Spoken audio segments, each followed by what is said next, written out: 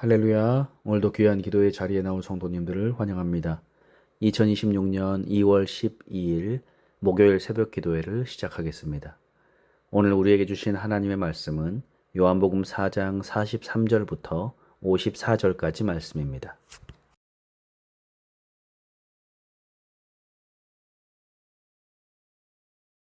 이틀이 지남에 예수께서 거기를 떠나 갈릴리로 가시며 친히 증언하시기를 선지자가 고향에서는 높임을 받지 못한다 하시고 갈릴리에 이르시매 갈릴리인들이 그를 영접하니 이는 자기들도 명절에 갔다가 예수께서 명절 중 예루살렘에서 하신 모든 일을 보았음이더라.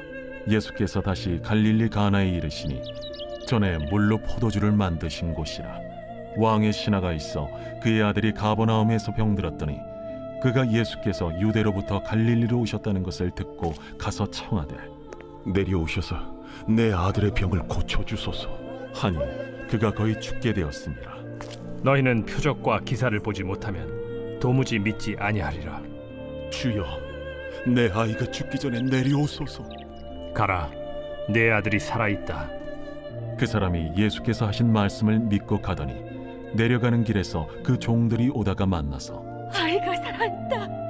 하거늘 그 낳기 시작한 때를 물은즉 어제 7시에 열기가 떨어졌나이다. 그의 아버지가 예수께서 내 아들이 살아있다 말씀하신 그때인 줄 알고 자기와 그 온 집안이 다 믿으니라. 이것은 예수께서 유대에서 갈릴리로 오신 후에 행하신 두 번째 표적이니라.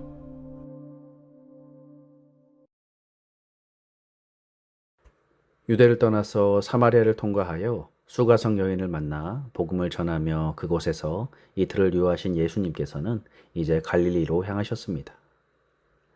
44절에 친히 증언하시기를 선지자가 고향에서는 높임을 받지 못한다 하시고, 여기서 고향은 과연 어디를 말씀하시는가라는 풀리지 않는 논쟁이 있죠. 베들레헴에 있는 유대를 말하는 것이다, 아니면 나사렛이 있는 갈릴리를 말하는 것이다 라는 의견이 분분합니다. 일단 45절에 보면 갈릴리에 이르심에 갈릴리인들이 그를 영접하니 이는 자기들도 명절에 갔다가 예수께서 명절 중 예루살렘에서 하신 모든 일을 보았음이더라. 갈릴리인들이 예수님을 영접했다라는 말씀을 볼 때 이 말씀은 아마도 이제 다녀오신 유대를 두고 말씀하신 것 같습니다. 갈릴리에 도착하신 예수님은 전에 혼인잔치가 있었던 갈릴리의 가나로 향하시죠. 46절에 예수께서 다시 갈릴리 가나에 이르시니 전에 물로 포도주를 만드신 곳이라. 왕의 신하가 있어 그의 아들이 가버나움에서 병들었더니, 그때 가버나움에 사는 왕의 신하가 예수님을 찾아와서 자기 아들이 병들어 죽게 되었으니 와서 고쳐주십시오라고 요청합니다. 예수님은 그의 청을 들어주지 않죠. 다만 가라, 네 아들이 살아있다 라고 말씀하십니다. 이 말씀을 들은 왕의 신하의 반응은 본문에 아주 인상적으로 표현하고 있죠. 50절에 보면 예수께서 이르시되 가라, 내 아들이 살아있다 하시니 그 사람이 예수께서 하신 말씀을 믿고 가더니 라고 말하죠. 이 신하는 예수님의 말만 듣고 믿고 갔다라고 표현합니다. 그의 자세를 통해서 우리는 참 믿음이 무엇인지를 너무나 잘 보여주고 있습니다. 믿음이란 다른 것이 아니라 주의 말씀을 믿고 그대로 순종하는 것입니다. 그리고 그는 집으로 돌아가는 길에 자신의 종들을 만나 그 아들이 살아났다라는 소식을 듣게 되죠. 그래서 자세히 물어보니 어제 예수님이 말씀하신 그때부터 낫기 시작했음을 알았다는 것입니다. 이 일로 인해서 그의 온 집안은 예수님을 믿게 되었습니다.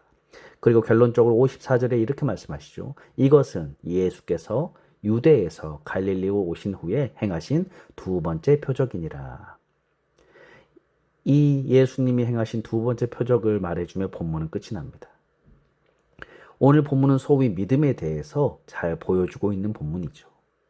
오늘 본문을 보면 두 개의 믿음이 대조돼서 보여주고 있습니다. 하나는 왕의 신하가 보여주었던 온전한 믿음이었습니다. 그리고 다른 하나는 바로 표적과 기사를 보고 믿는 믿음이었습니다.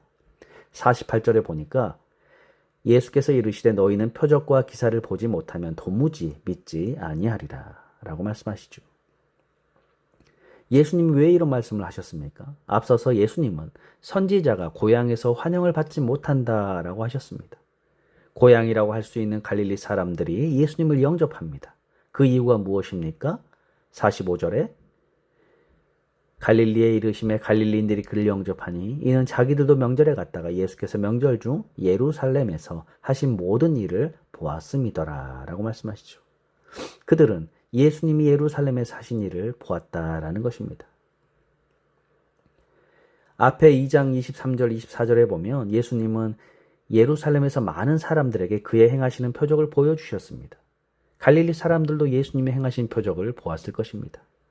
그들은 예수님이 행하신 표적과 기사를 보고 믿었다라는 말이죠. 다시 말해서 그들이 지금 예수님을 환영하고 영접하는 것은 선지자로서가 아니라 신기한 표적과 이적 때문이었다라는 것입니다. 예수님을 믿었지만 표적과 이적을 보았기에 예수님을 믿었다라는 것입니다. 지금의 사람들은 신기한 이적을 보고 예수님을 믿고 싶어 합니다. 이는 다른 말로 자기중심적인 믿음이다라고 말할 수 있죠. 내가 보기에는 그럴듯해 보여서 자기의 유익을 따라서 예수님을 믿고자 하는 것입니다. 그러나 언제든지 자기의 이익에 반하면 예수님을 버릴 수 있습니다. 이것이 바로 죄 아래에 있는 우리 인간의 근본적인 속성이다라는 것을 주님은 잘 알고 계셨기 때문입니다. 이 왕의 신하를 향하여 한 말씀이 우리 모두를 향하신 말씀임을 믿습니다. 이제 하나의 믿음의 본보기를 보여주시면서 왕의 신하에게 가라 내 아들이 살았다라고 말씀하십니다. 놀라운 믿음이죠. 바로 그 믿음이 말씀을 믿는 믿음이었다라는 것입니다. 말씀을 믿는 믿음은 주님을 온전히 신뢰하는 믿음입니다. 우리가 누군가의 말을 신뢰한다라는 것은 그 사람을 신뢰한다라는 거 아니겠습니까? 말씀을 믿는 믿음은 바로 그 말씀의 주체이신 예수님을 온전히 믿는 것입니다. 내 인생에 어려운 일이 해결되지 않으면 믿음이 흔들릴 때가 있고 또 문제가 해결되면 병고침을 받기 위해서라면 아무런 상관없이 그저 따라가는 것. 우리의 인생은 여기에 관심이 있죠. 그러나 오늘 말씀은 주님이 진정 누구이신가? 주님이 과연 나에게 무엇을 말씀하시는가에 대해서 우리는 그 표적과 기사를 분별하고 또 바라볼 줄 알아야 한다는 것입니다. 또한 한 걸음 더 나아가서 말씀으로만 하는 것은 진짜 표적이 무엇인지를 우리에게 말해주고 있습니다. 예수님이 본질적으로 드러내고자 하신 표적이 무엇이었습니까? 바로 십자가였습니다. 우리가 궁극적으로 바라봐야 할 표적은 바로 병고침이 아니라 십자가입니다. 십자가를 통해서 우리는 예수님이 진정한 구원자이심을 알게 됩니다. 우리가 경험한 모든 이적과 은혜는 결국 주님의 말씀과 십자가를 믿는 것입니다. 병고침이나 어떠한 기도응답이나 어떠한 정서적인 감동, 거기에만 머물러서 그것에 그쳐버린다면 우리의 신앙은 제자리 걸음하는 것입니다. 우리는 주님의 십자가를 바라보며 말씀으로 굳게 서는 믿음이 되어야 합니다. 우리의 신앙생활이 그저 종교적인 생활, 신앙인이 아닌 종교인에 그치게 된다면 아무런 유익이 없는 것이죠. 우리의 성도는 날마다 십자가에 달린 그 주님을 바라보아야 합니다. 십자가를 통해서 나에게 이루어 주신 이 구원이 얼마나 놀라운 것인가를 깨닫고 이 구원을 이루신 주님만을 의지하며 살아가야 할 줄로 믿습니다. 그러므로 바라옵기는 우리 성도님들 십자가를 통해서 오늘 나에게 이루어 주신 이 놀라운 구원과 나를 향한 그 사랑을 바라보며 어떠한 형편과 상황 가운데서도 절망하지 않고 흔들리지 않고 단단하고 담담하고 당당하게 믿음으로 오늘 하루도 살아가시는 저와 여러분들 되시기를 주님의 이름으로 축복합니다. 기도하겠습니다.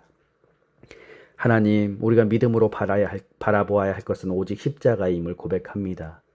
주님의 살아계심과 또 주님의 구원과 주님의 사랑을 보여주는 이보다 더 확실한 표징이 없음을 고백합니다. 주님의 십자가를 매일매일 단단히 붙잡게 하시고 주님을 온전히 신뢰하는 믿음으로 더욱더 주의 말씀에 순종하는 참된 믿음을 소유하는 저희들 되도록 인도하여 주옵소서. 감사드리며 예수님의 이름으로 기도드리옵나이다. 아멘. 주기도문으로 예배를 마치겠습니다. 하늘에 계신 우리의 아버지여, 이름이 거룩히 여김을 받으시오며 나라의 임하옵시며 뜻이 하늘에서 이룬 것 같이 땅에서도 이루어지이다. 오늘날 우리에게 일용할 양식을 주옵시고 우리가 우리에게 죄 지은 자를 사하여 준 것 같이 우리 죄를 사하여 주옵시고 우리를 시험에 들게 마옵시고 다만 악에서 구하옵소서. 대개 나라와 권세와 영광이 아버지께 영원히 있사옵나이다. 아멘. 이 시간 잠시 기도하는 시간을 갖겠습니다. 먼저 오늘 말씀을 생각하면서 하나님의 이 놀라운 십자가를 매일매일 묵상하고 바라보고 또 보여주신 이 놀라운 사랑을 저희도 행하며 살아가는 저희들 되게 해달라고 기도하시고, 두 번째로 우리 갈보리 교회와 우리 목사님과 우리 성도님들 또 우리 자녀들 또 주변의 이웃들을 위해서 함께 이 시간 기도하겠습니다.